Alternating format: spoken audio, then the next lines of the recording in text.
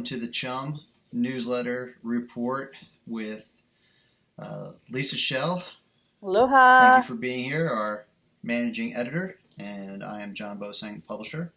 And we are going to both talk about different issues that are on our minds first, and then we are going to show you some of our favorite things, and then I'm going to tell you about a couple of events that are coming up. So, Lisa, if you want to kick it off, what's on your mind?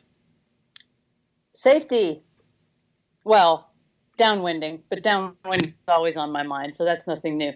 No, being safe, particularly being safe in the surf zone, because as most of our Mullet folks know, I had an injury, a surfing injury a couple of weeks ago that left me with a considerable number of stitches in my calf. And I've been doing a lot of thinking about how to stay safer when you're paddle surfing.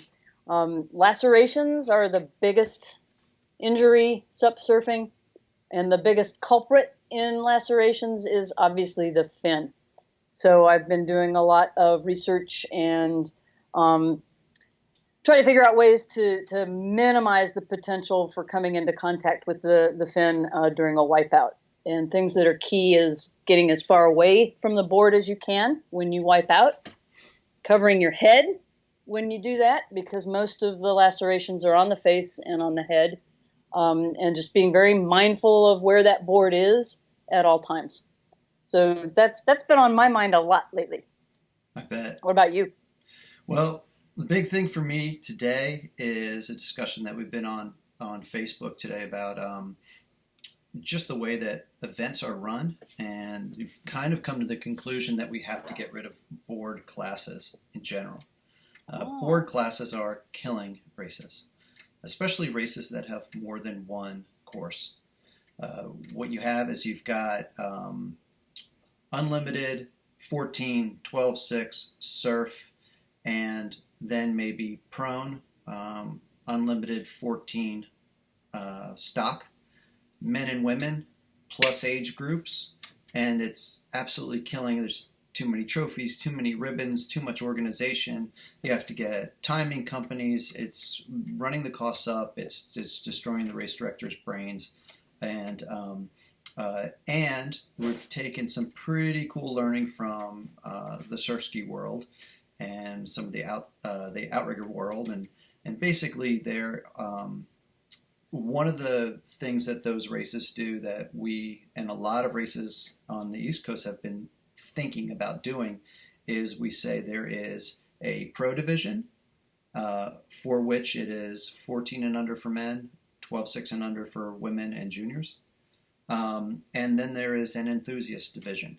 The enthusiast division is broken down into the age groups, but again, it's the same 14 and under men, 12-6 and under women. The only issue that we have with that is that the 14-foot division for women, which does usually have 1 or 2 or maybe even 3 on a big race, they won't be accounted for, and so there is a slight fault in that, but the vast majority of the people will be taken care of that way.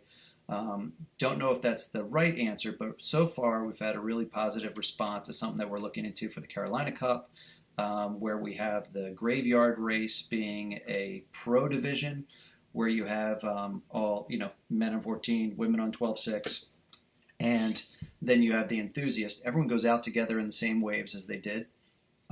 So you do get to race against the pros, but you don't necessarily compete against them because you're not in their division. So Danny Ching's to your right, Travis Grant is to your left.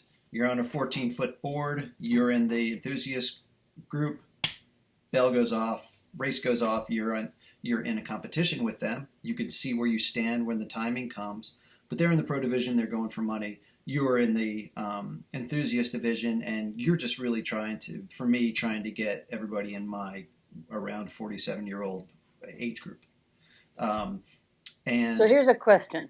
Go for it. In the enthusiast group, so would all the women would be together, but broken down by age group?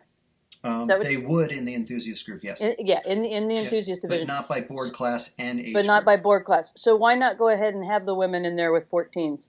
If the women on 12.6s are gonna be competing with people on rec boards, women on rec boards that might be smaller and might be a different shape, why not go ahead and have women in 14s? Because the enthusiast group will still be competitive within their age groups, and the 14-foot board division will give some of them a fair advantage. The problem with the 14-foot division is it's such a small percentage of the overall women's race group. So if we went to 14 and forced women to go to the 14 because they wanted to be competitive, not only would we completely devalue the 12-6 division in women, for which most women have boards in that, but we would force women to get on boards that maybe have more volume, so that the production on the industry side would have to then switch to do lower volume boards for the generally lighter, on average, paddler, and it would force the top women to buy custom boards. It's not something, it would take time.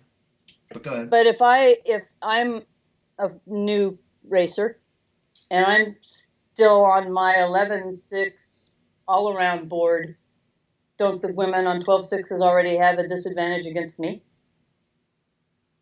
Wait a second. So you're on an 11-foot board and they have a 12.6?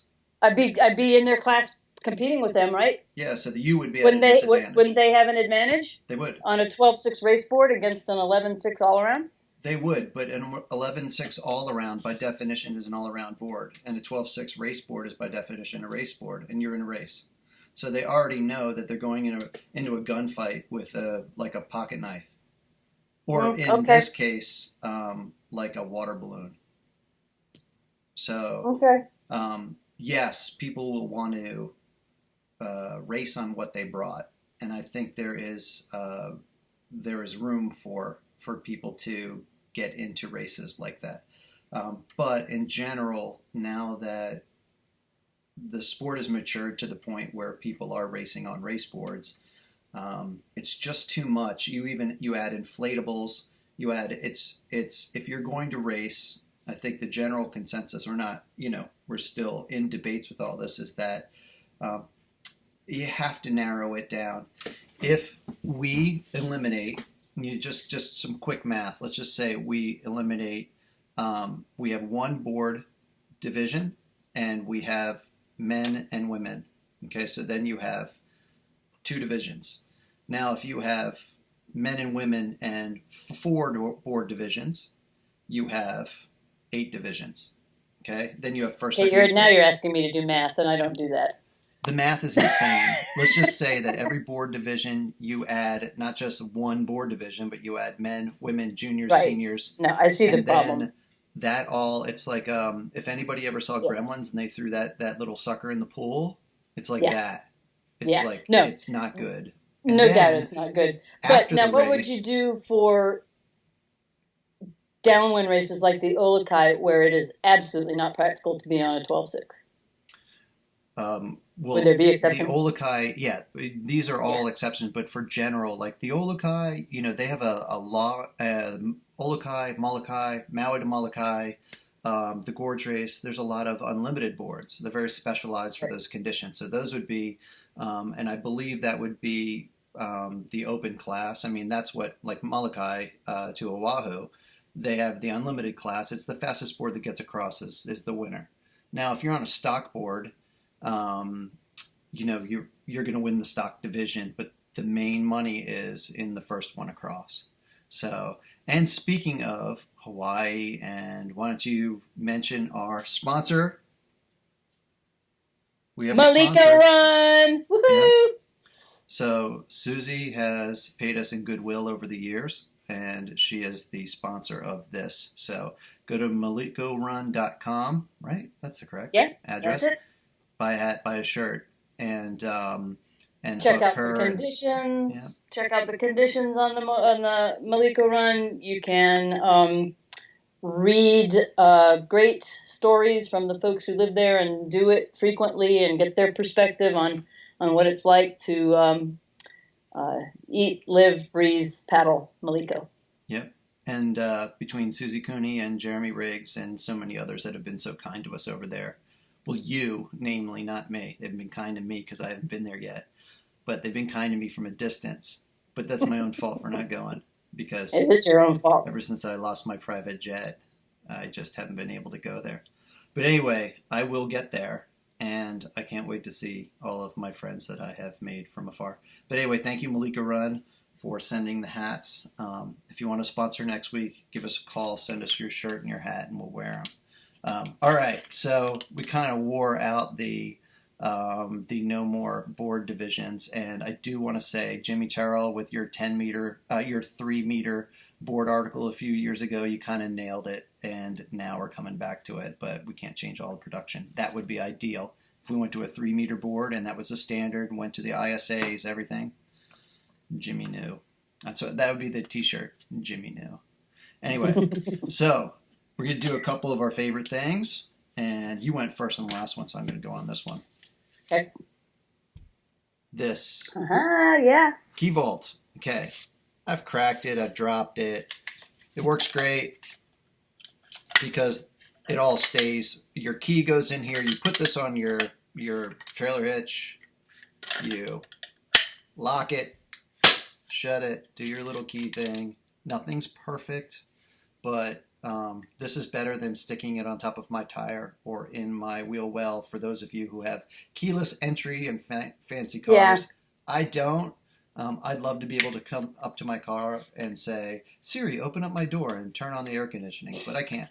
So anyway, you've got I won't show your numbers. I did put this up last time and I said, but I wanted to bring back this as one of my favorite things because I found that I use this every time I paddle. And there are so few things between this, my PFD, my leash, my coil leash that I use, and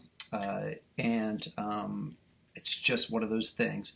And then second is this little group of things that I've been using is Endurolights, which are like little salt tabs, but Endurolights, I've been using them with the heat, and they're electrolytes. People take them when they're in addition to their nutrition. I've found that they've been really helping me. Tissue Rejuvenator. Thank you, Lisa Shell. Da, da, da, da. Oh, that's one of your favorite things? All right. I'm starting to try this. I really want to rejuvenate my tissues.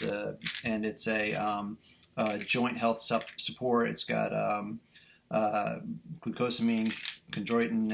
It's MSM, which is turmeric. Yep. And it has Devil's Claw, which just gives you more gnar, like more gnar. And finally, I'm using this every day. I really like Ox Endurance. I'm trying a couple of other ones. I love. There are so many of these liquid nutrition options, and I love Scratch Nutrition. I'm starting to try Carbo Pro, but for my races, Ox Endurance has been really my go-to, and obviously, I'm not a pro. Obviously, I'm not on the top of these podiums, but I know that I'm feeling better when I'm doing this. The only thing I don't like about it is the artificial sweetener, but I also know that that's part of how it all binds and comes together. Which sweetener is it? It is it xylitol? It is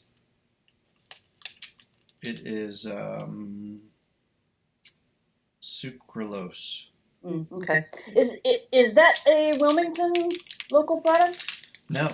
Oh, okay. It is a California, Newport Beach.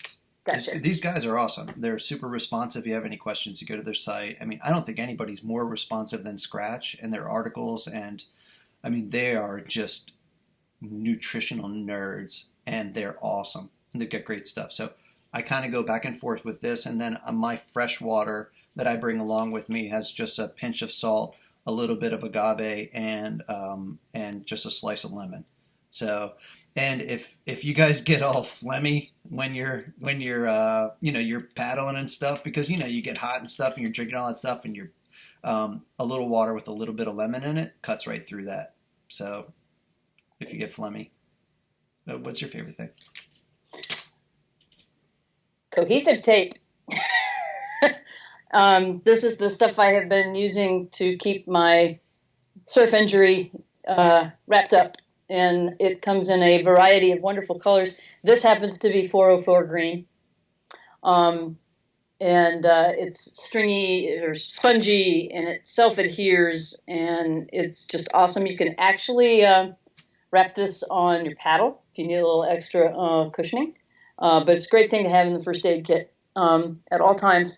The other thing, since safety has been on my mind a lot, and I have this scar that needs to be covered, this is a PICC line cover. And what it is, I don't know how well you can see here, but it's a sleeve of latex, open on both ends, with a bulb here on the end. I can slide this over my leg and over my bandages, pump out the air with the bubble. It makes a vacuum-tight seal, and I can get in the water.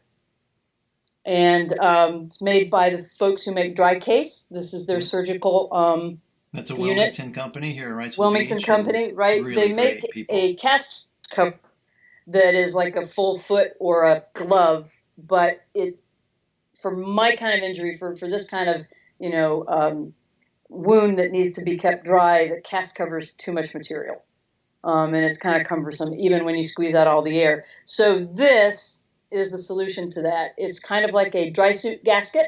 You can actually even trim it up a little bit if it's too long, and it'll still make that watertight seal. And then the last thing I have is the Protect Surfco Hawaii Flex Fin. And I am replacing all of my surfboard fins with this.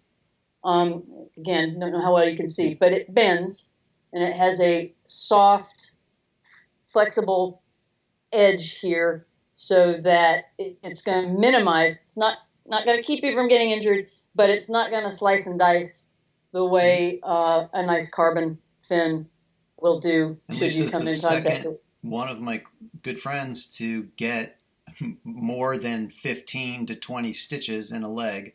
Some brutal injuries lately, and it can happen to anybody at any time, and all that board has to do is turn over and come at you. So just be really safe. And these come in a variety of sizes and do they fit both boxes, like Futures and they come in they do the and, Futures, FCS? a US box and the FCS, and they also make a 7-inch and a 9-inch center fin, which I'm going to start running on my downwind board for the times when I'm in Mason's Inlet and I'm doing ins and outs and could possibly come into contact with the sandbar. Because not only will this keep me from getting injured, it will also help keep my fin box and my board from getting injured by running into the sandbar, since it does flex.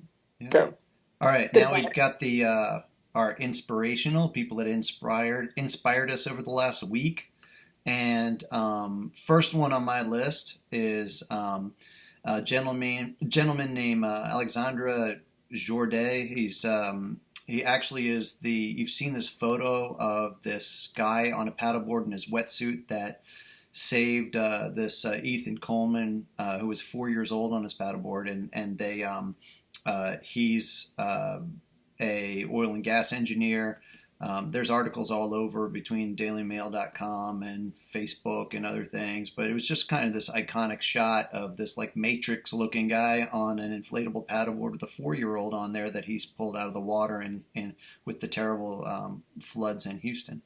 So I'll try and pop a photo of this up on there when we edit this.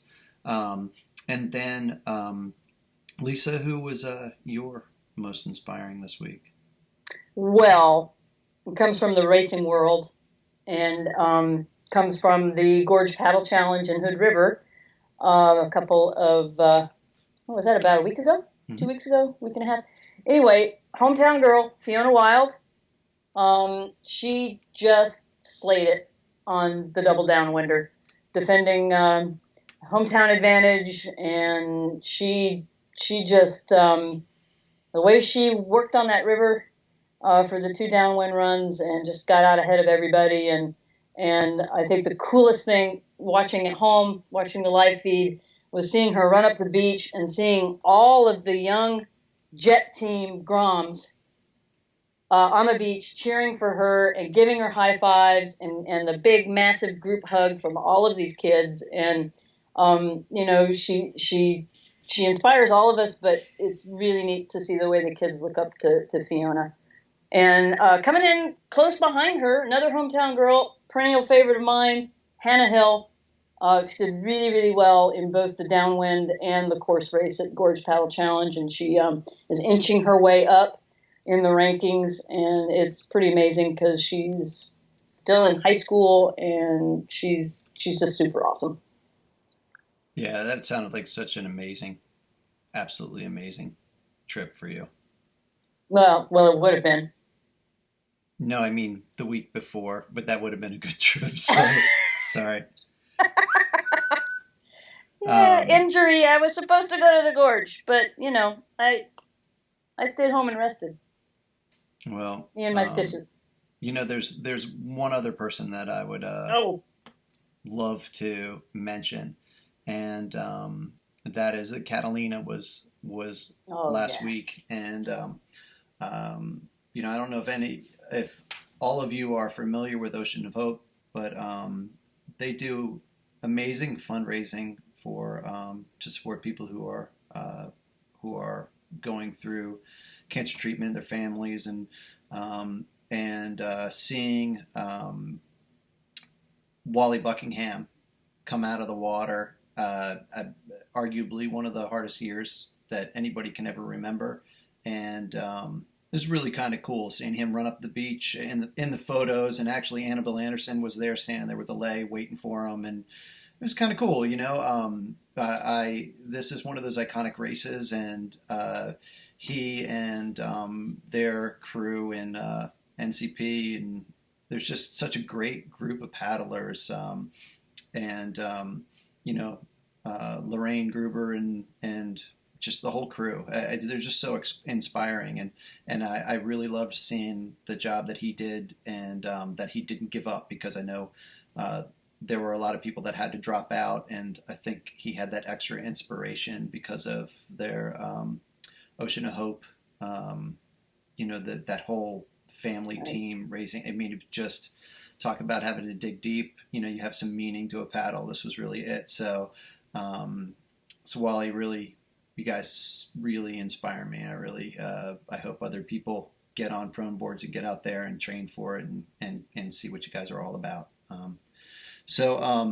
That's no one else has inspired us, so we're going to move on. There's plenty of people to inspire us. We'll try and do this every other week. There are lots of inspiring paddlers out there for sure. What I do want to do is just go down a couple of races that are coming up this weekend. Sup Three Rivers Southside Outside Festivals in Pittsburgh. They're just awesome, awesome people, and they have a great race in Pittsburgh. If you're anywhere near Western Pennsylvania, Ohio, just get in the car and drive there. You also have the Great Peconic race is coming up in the following week, and that's on the 9th, and that's around Shelter Island. This is just one of those, again, another iconic race, like the Blackburn Challenge around Cape Ann. It just looks amazing. I hope to get there someday. For those of you going to Surf Expo, you got the Space Coast Paddle Fest. So Surf Expo starts next week. There's going to be a demo on the 6th, and then 7th and 8th, there's going to be all of Surf Expo, followed by the Space Coast Paddle Fest in Cocoa Beach on the 10th. So a lot of divisions, a lot of people that are going to be at Surf Expo, whatever pros are going to be there. We'll be going there. The organizers are fantastic. It's a very, very well-run race. The course is fantastic. I know people have had a question about 1 lap versus 2. They have a 10-mile distance course and a 5-mile regular course, and to get 10 miles, you have to do the 5 miles twice. I asked the question, and 5 plus 5 is 10. So 1 lap plus 1 lap is 2 laps. So I think that's the most confusing part for people. And other than that, get there because it's really cool. One really sad thing is the Round the Rock was canceled Yeah, in very sad. Bellevue, Washington. That's another iconic race that went down. Part of the problem of running races is getting sponsors. And we've obviously seen kind of a hit to this, a big hit to the industry. And when the industry loses money, they can't support the pros, they can't support the shops, they can't support the races. So when the races don't have the support or the attendance, or they just can't do it sometimes, especially as racers have demanded more and more from the races. And there is I think that we've got a lot of room for improvement, both on getting rid of this. I think we need to support the races. The races can do a better job of supporting the paddlers, and we're all working really hard to that end. There are also, you've got on the 16th the Chucktown Showdown in Charleston.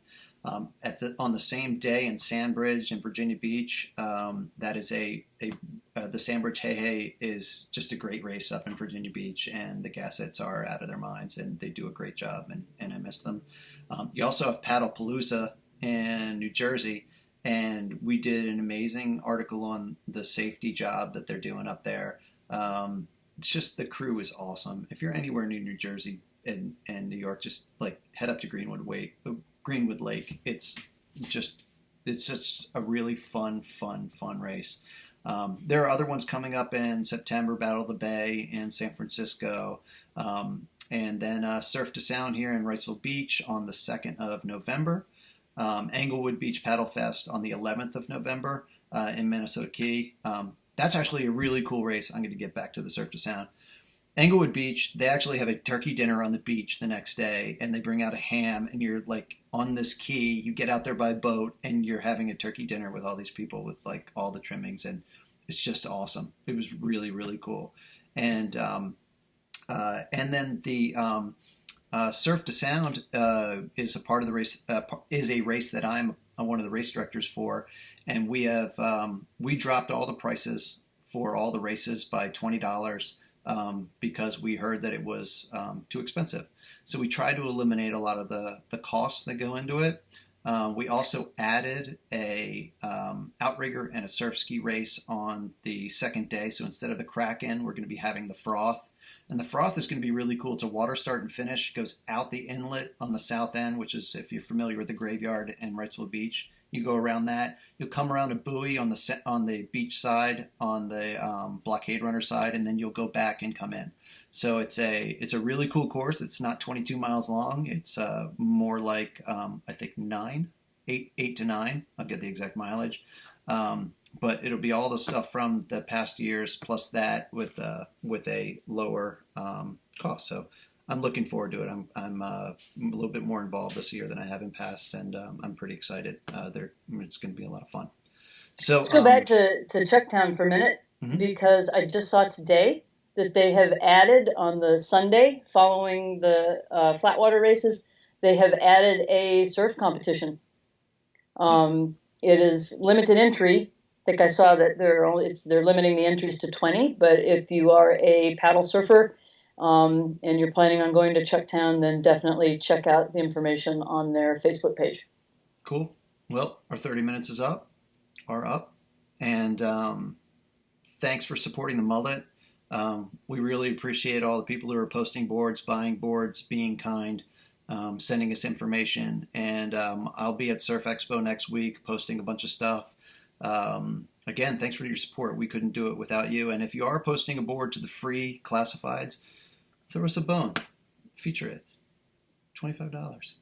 Who knows? We'll send it all over. Outriggers are selling in hours, by the way. If you have an OC1 that's used, it'll take an hour to sell, as long as you don't like double the price. Anyway, thank you. Thank you, Lisa, for being here. Thanks, John. Thanks, everybody. We will catch you in a week or two. All right. See you on the water. Oh, and thank you, Malika. Well, Malika, run.